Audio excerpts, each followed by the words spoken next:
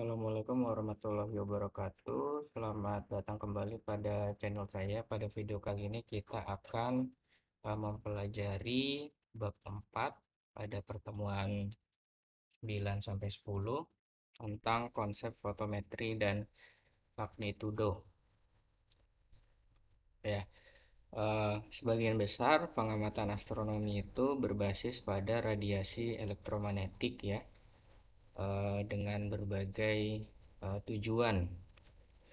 Nah, mengapa seperti itu? Karena kita bisa menggali informasi-informasi ketika kita mempelajari radiasi elektromagnetik ini. Kita bisa menjelaskan karakteristik fisika dari sumber radiasi, dalam kata lain misalkan bintang, ya, dengan mempelajari distribusi energi radiasi yang dipancarkan oleh bintang. Nah, sebenarnya bab ini merupakan perkenalan kepada kita pada cabang astronomi yaitu astrofisika yang mempelajari tentang fokus pada bintang-bintang ini. Informasi yang dihasilkan dari cabang astrofisika nanti akan bermuara pada mempelajari karakteristik bintang, misalkan massa bintang, hubungannya dengan umur bintang, kecerlangan bintang hubungannya dengan evolusi bintang ya, dan selanjutnya pokoknya tentang bintang dan mempelajari sifat-sifat fisika dari bintang. Nah, kita akan mempelajari beberapa konsep-konsep dasar yang digunakan untuk mempelajari astrofisika nanti selanjutnya ya. Nah, untuk mengkarakterisasi radiasi elektromagnetik. Bab ini dibagi ke dalam 5 subbab, di mana pada video kali ini khusus untuk membahas subbab yang pertama, intensitas, flux, density, dan luminositas. Kemudian yang kedua adalah magnitudo tampak. Kemudian yang ketiga adalah sistem magnitudo. Empat adalah magnitudo mutlak. Dan yang kelima extinction dan optical thickness. Baik, masuk ke subbab 4.1 yaitu intensitas, flux, density, dan luminositas. Perhatikan gambar 4.1. Misalkan kita memiliki radiasi sebesar I nu ya. Radiasi pada frekuensi nu yang melewati elemen permukaan DA yang diarsir ini. Nah, radiasi ini akan meninggalkan DA itu di dalam solid angle. Solid angle adalah sudut ruang dw, di mana sudut yang dibentuk oleh arah dw dan normal permukaan dA itu adalah theta ya. Jumlah energi dengan frekuensi yang berada pada rentang nu dan nu plus d nu yang memasuki sudut ruang ini itu adalah I nu cos theta. Jadi ini diproyeksikan ke arah yang tegak lurus dengan dA, dikalikan dengan dA ya karena menembus dA. Kemudian d nu karena dalam ini ya elemen frekuensi, d omega karena dalam uh, sudut ruang d omega, dan dalam waktu dt. Jadi dirumuskan seperti ini. Di mana koefisien INU adalah specific intensity, jadi radiasi pada frekuensi nu pada arah sudut ruang d omega. Dimensi dari INU ini adalah watt per meter persegi per hertz per steradian. Nah, steradian ini adalah satuan dari sudut ruang ya. Nah, proyeksi dari elemen permukaan yang dilihat dari arah theta itu adalah DAN, DA cos theta. Ya, jadi di sini bisa kita ganti cos theta dikali DA ini adalah DAN. Nah, jika intensitas itu tidak tergantung pada arah ya, jadi segala arah itu intensitasnya itu sama atau isotropik nanti selanjutnya disebutnya. Nah, energi D nu ini berbanding lurus dengan elemen permukaan DAN ya yang tegak lurus dengan arah eh, radiasi ya, arah maksudnya arah sudut ruangnya di omeganya tadi. Nah, tadi ini itu intensitas spesifik, jadi spesifik intensity pada frekuensi tertentu saja. Nah, jika kita ingin mencari total intensity pada seluruh frekuensi yang mungkin, maka kita peroleh dengan mengintegrasikan inu tadi terhadap semua frekuensi yang mungkin. Jadi integralkan inu denu.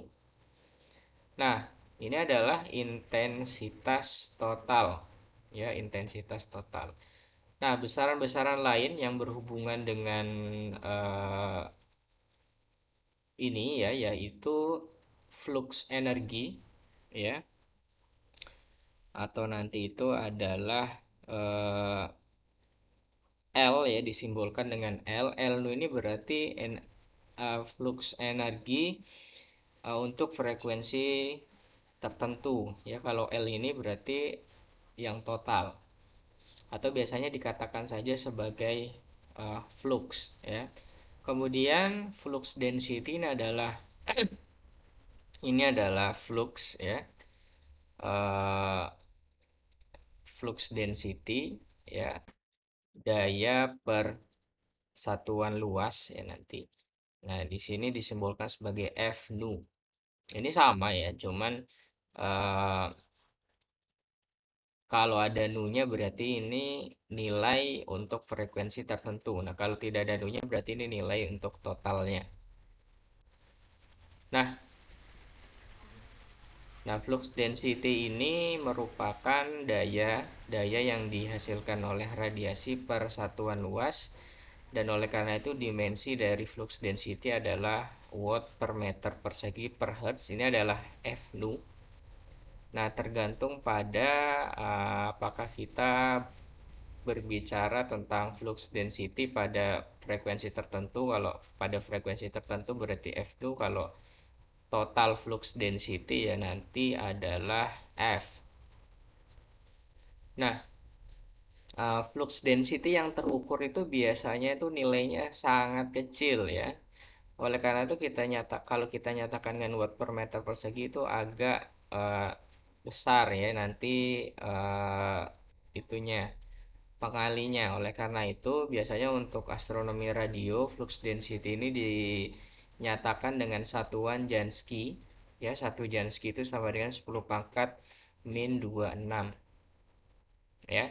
Nah, kenyataannya ketika kita mengamati sumber radiasi misalkan saja bintang ya, kita mengukur energi yang terkumpul oleh detektor selama waktu tertentu ya.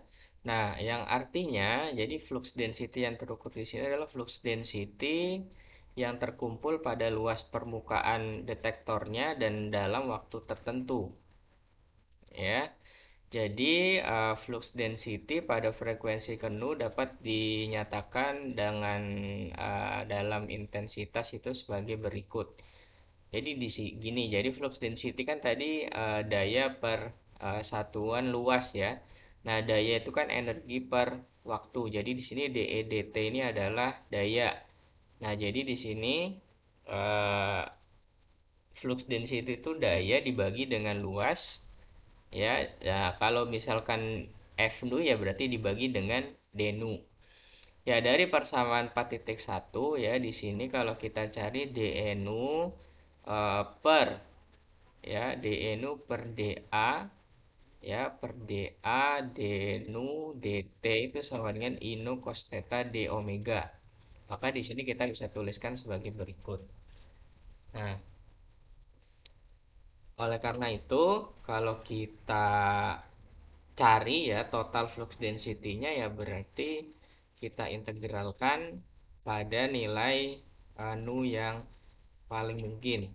Nah, misalkan radiasinya itu isotropik atau intensitasnya itu tidak tergantung pada arahnya, segala arah intensitasnya sama, maka di sini I-nya bisa dituliskan sebagai persamaan 4.3. Nah, Elemen sudut ruang d omega itu sama dengan elemen permukaan pada bola, ya. Nah, di sini ya elemen permukaan pada bola. Nah, di mana d omega sama dengan sin d theta dv, ya ini adalah elemen permukaan bola. Nah, masukkan d omega ini ke persamaan 4,3 dan kita peroleh bahwa nilai flux density, total flux density-nya itu sama dengan 0. Artinya di sini tidak ada resultan, ya. Tidak ada resultan flux radiasi. Jadi ketika flux radiasi itu diresultankan itu sama dengan 0. Karena segala arah itu dia nilainya sama, gitu ya. Nah, artinya bahwa ada besar besar radiasi itu sama itu ke segala arah, baik yang masuk maupun yang keluar permukaan. Jika kita ingin mengukur ya radiasi yang melewati suatu permukaan, ya secara bersamaan itu juga sama dengan radiasi yang meninggalkan permukaan. Nah, untuk radiasi isotropik ya kita temukan bahwa nilai flux density-nya sama dengan PI, ya. Nah, pada literatur astronomi, ya, nah biasanya juga disebutkan, ya, diistilahkan intensitas dan kecerlangan, ya, brightness. Ya, tetapi di sini agak kabur, ya, istilahnya itu agak kabur, jadi tidak begitu jelas didefinisikan. Nah, oleh karena itu di sini kita perlu berhati-hati memahami intensitas, flux, density, luminositas, jangan sampai terbalik-balik. Nah, flux density itu hampir tidak pernah dikatakan sebagai flux density. Nah, flux density itu disebutnya itu sebagai intensitas, ya. Saya juga pernah membaca beberapa buku, yaitu dia mengatakannya sebagai intensitas. Atau ada juga sedikit itu flux, ya, dia mengatakannya sebagai flux. Tapi di sini maksudnya adalah flux density, gitu ya. Dimensinya adalah watt per meter persegi. Nah, oleh karena itu di sini kita harus berhati-hati memahami konteksnya. Nah, flux ya itu sebenarnya adalah daya yang eh, dimiliki oleh suatu sumber radiasi, ya, yang dinyatakan dengan satuan watt, ya, flux. Nah, flux yang dipancarkan ya oleh bintang itu dalam sudut ruang omega itu adalah L. Jadi L ini adalah flux, ya. Nah, omega R kuadrat ini adalah sudut ruang R kuadrat F, di mana F ini adalah flux density yang diamati pada jarak R. Jadi bintangnya berjarak R dari pengamat. Nah, kalau total flux, ya, total flux itu flux yang melewati permukaan tertutup yang mencakupi sumber radiasi. Nah, biasanya total flux ini diistilahkan sebagai luminositas, ya. Nah, disimbolkan dengan L. Nah, kita juga bisa menyatakan luminositas pada frekuensi nu, L nu, ya. Nah, jika sumber seperti bintang-bintang yang lazim itu radiasinya itu bersifat isotropis, ya, radiasinya pada jarak R itu terdistribusi, ya, itu bisa digambarkan radiasinya itu membentuk permukaan bola, ya. Ya, jadi seperti gambar ini, ya. Nah, misalkan kita punya sumber radiasi ini, nah radiasi di sekitarnya itu membentuk permukaan bola. Nah, oleh karena itu luas permukaan yang ditembus oleh radiasi itu permukaan bola. Nah, di sini luas permukaannya adalah 4 pi r kuadrat, ini adalah luas permukaan bola. F ini adalah flux density. Nah, luminositas dia dinyatakan dengan dalam watt, ya. Nah, jadi karena radiasi itu tidak diciptakan atau dimusnahkan, maka luminositas ini dia konstan. Ya, dia tidak tergantung pada jarak pengamat. Nah, ya. Nah, gini. Ya, jadi ini nilai L itu konstan. Tetapi nilai F ini dia bergantung pada R. Ketika R-nya ini semakin besar atau semakin jauh, nah nilai flux density ini akan semakin kecil. Oleh karena itu kombinasi R dan F ini, ketergantungan R F dengan R ini, maka akan menyebabkan L ini konstan. Nah, nah untuk benda ya seperti bintang itu kita bisa mendefinisikan kecerlangan permukaan B, yaitu didefinisikan sebagai flux density F dibagi dengan satuan sudut ruang omega. Ya, nah surface brightness ini B itu juga tidak tergantung oleh jarak pengamat. Ya, sama seperti luminositas. Kenapa? Nah, kita bisa lihat dengan penjelasan berikut ya, flux density yang me, melewati luas A itu berbanding terbalik dengan jarak ya, kita sudah tahu. Ya, jadi kan B kan sama dengan F per omega. Nah, F ini kan semakin kecil ya ketika R-nya itu semakin besar. Ya berbanding terbalik dengan kuadrat R. Nah, omega ini adalah sudut ruang. Ya, misalkan ini sudut ruang. Nah, sudut ruang. Nah, ini luasnya itu akan semakin kecil juga ketika jarak pengamat itu dia semakin jauh. Ya kan ini misalkan di sini. Di sini kan luasnya kan lebih besar daripada di sini. Ya kan? Nah, jadi antara F dan omega ini sama-sama itu nilainya semakin kecil ketika R-nya itu nambah. Oleh karena itu, F-nya berkurang, omeganya berkurang. Artinya pembagian ini tuh akan selalu konstan. Nah, kemudian besaran lain yaitu energi density U itu adalah jumlah energi per satuan volume. Satuannya adalah joule per meter kubik. Ya. Nah, dirumuskan sebagai berikut, itu diturunkan dengan cara yang akan dijelaskan sekarang. Nah, misalkan kita punya radiasi dengan intensitas I ya. Ini arahnya dia ke kiri dari sudut ruang di omega menembus dA. Ya. Dalam waktu dt dia eh, menempuh jarak CDT dan mengisi volume ya, volume ruang itu sebanyak CDT dikali dengan dA ya. CDT ini adalah jarak dari sini ke sini ya. dA adalah luas permukaan yang ditembus oleh intensitas radiasi. Nah, oleh karena itu energi dalam volume dV ya di sini antara sudut ruang dan dA dia sudutnya 0 ya. Jadi tetanya 0, jadi cos theta 1. Ya, ini dengan menggunakan persamaan 4.1 tadi. Nah, kita ketahui bahwa dV sama dengan C dt dA.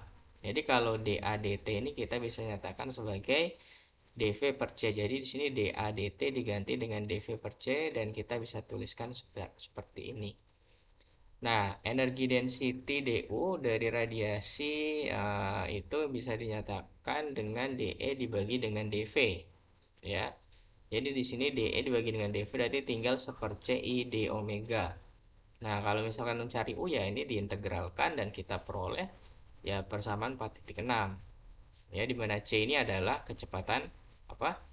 Cahaya ya. Tadi kan mencari jarak yang ditempuh oleh radiasi gelombang elektromagnetik itu dalam waktu T. Nah, untuk radiasi isotropik ya kita bisa peroleh nilai U ini sama dengan 4pi per C dikalikan dengan I. Baik, saya harap kalian bisa memahami apa yang saya sampaikan pada video kali ini. Terima kasih sudah menyimak video ini hingga selesai. Wassalamualaikum warahmatullahi wabarakatuh.